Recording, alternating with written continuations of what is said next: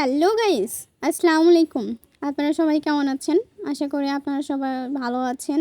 আলহামদুলিল্লাহ, আল্লাহর রহমতে এবং আপনাদের দোয়ায় আমিও অনেক ভালো আছি। তো আজকে ক্যামেরার সামনে না আসার অনেকগুলো কারণ আছে। তো আসলে কি বলবো, মানে ক্যামেরার সামনে আসতে আমার লজ্জা লাগতেছে। কিছু মানে একটা ভিডিও ইদানিং দেখতেছি ফেসবুকে, মোটামুটি ভাইরাল বলতে পারেন, যে তার হাজব্যান্ড তার বউকে নিয়ে রাস্তায় আমার বউ করে চিল্লাইতেছে যে আমার 2টা বাচ্চা ফেলে এসে চলে আসছে এমন। তো ঘটনার বিস্তারিত জানার জন্য আমি অনেক মানে ফেসবুক এবং সোশ্যাল মিডিয়াতে অনেক ঘাটাঘাটি করলাম। তো যতটুকু তথ্য পাইলাম তার মধ্যে দেখা গেল যে ঘটনাটা ঘটছে পটুয়াখালীতে, এবং এই পটুয়াখালীতে যে ব্যক্তির বউ, ওই ব্যক্তির নাম হচ্ছে লিটন, এবং আহ, তারা হচ্ছে দাম্পত্য কোলাহলের কারণে তাদের মধ্যে বিভিন্ন ধরনের সমস্যার সৃষ্টি হচ্ছিল। তো একটা পর্যায়ে হচ্ছে মেয়েটা চলে আসে। তো এরপরে যত ঝামেলা গণ্ডগোল অশান্তি সৃষ্টি হয়।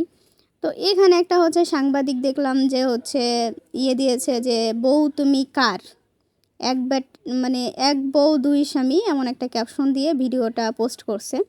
বাট ওখানে আমি অনেকগুলা কমেন্ট দেখলাম, তার মধ্যে একটা কমেন্ট দেখলাম যে যেখানে একজন ব্যক্তি লিখেছে যে সাংবাদিক যে মানে ক্যাপশনটা দিয়েছে এটা সম্পূর্ণই ভুল। সত্য মিথ্যা আমি জানি না, এটা মহান আল্লাহই ভালো জানেন, কারণ আমি তো ওনাদেরকে পার্সোনালি চিনি না।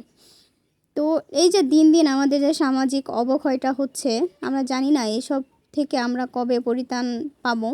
জামাই তার বউকে পরিচয় দিতে যাচ্ছে না, বউ জামাইকে পরিচয় দিতে যাচ্ছে না, বাপ তার সন্তানকে পরিচয় দেয় না, সন্তান বাপকে পরিচয় দেয় না। আসলে আমরা এমন কোনো জেনারেশন, এমন স্মার্ট, এমন টিকটকার, এমন ইউটিউবার, এমন কি বলবো, মানে এমন জেনারেশন তো আমরা চাই নাই। আমরা তো চেয়েছিলাম সুস্থ স্বাভাবিক একটা জেনারেশন, কিন্তু আমরা কি সেই সুস্থ স্বাভাবিক জেনারেশন পাচ্ছি? আমরা আমাদের সন্তানদের কোন ভবিষ্যতের দিকে নিয়ে যাচ্ছি? আমাদের যে কোমলমতি ছোট বাচ্চারা, যাদের হৃদয় হচ্ছে কোমল, তাদেরকে আমরা কি শিক্ষা দিচ্ছি? আসলে আমি বুঝি না যে আমরা কোন দিকে ধাবিত হচ্ছি। এই যে টাকা পয়সা, আমাদের কিন্তু একটা সময় ছিল যে পেটে খাবার ছিল না, কিন্তু আমাদের মধ্যে যে মনুষ্যত্ববোধ, মানবিক বোধ একটা ছিল, সেই জিনিসটা জানি কোথায় হারাই গেছে। মানুষের মধ্যে এখন কোটি কোটি লাখ লাখ হাজার হাজার টাকা আছে, কিন্তু মানুষের মনে, কারো মনে কোনো শান্তি নাই।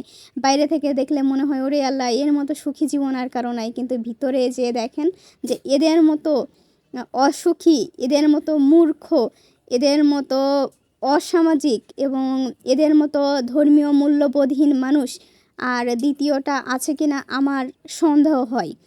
তো আসলে কিছু কথা না বললেই নয়, মানে একটা সময় ছিল যে নারীরা গৃহবন্দী ছিল, তারা কোনো কাজ করতো না, তারা সারাদিন বাসায় কাজ কাম করতো, হ্যাঁ।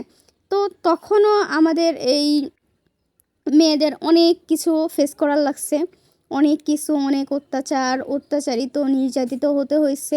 এখন মেয়েরা ঘরের বাইরে চলে আসছে, তারা চাকরি বাকরি করতেছে, তারা ব্যবসা বাণিজ্য করতেছে, তারা হচ্ছে পড়াশোনা করতেছে, পাশাপাশি তারা ঘরও সামলাইতেছে। এখানেও যে তারা সুখে আছে তা কিন্তু না।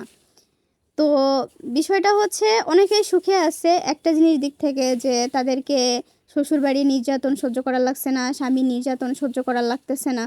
আসলে আমরা মানুষরা কবে মানুষ হব, এই জিনিসটা আসলে আমার মাথায় আসে না।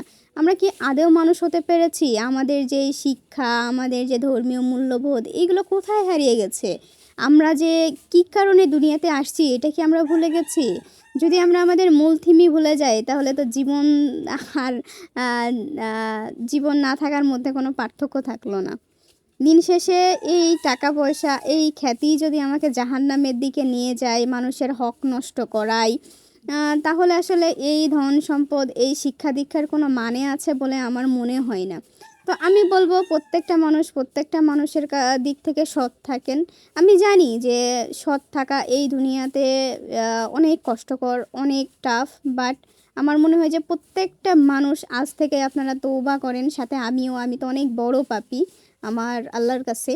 তো সেটা হচ্ছে যে আমরা সবাই আজকের থেকে ওয়াদা করি যে আমরা আর কখনো পাপ কাজের দিকে ধাবিত হব না। আমরা নিজেদেরকে সংশোধন করে নিব, যা ভুলভ্রান্তি করেছি সব ভুলভ্রান্তি আমরা আল্লাহর কাছে ক্ষমা চেব এবং সেইগুলোর থেকে সংশোধন হয়ে নিজেদের জীবনটাকে আল্লাহর পথের দিকে ধাবিত করব। এবং এখানেই হচ্ছে আমাদের প্রকৃত সুখ।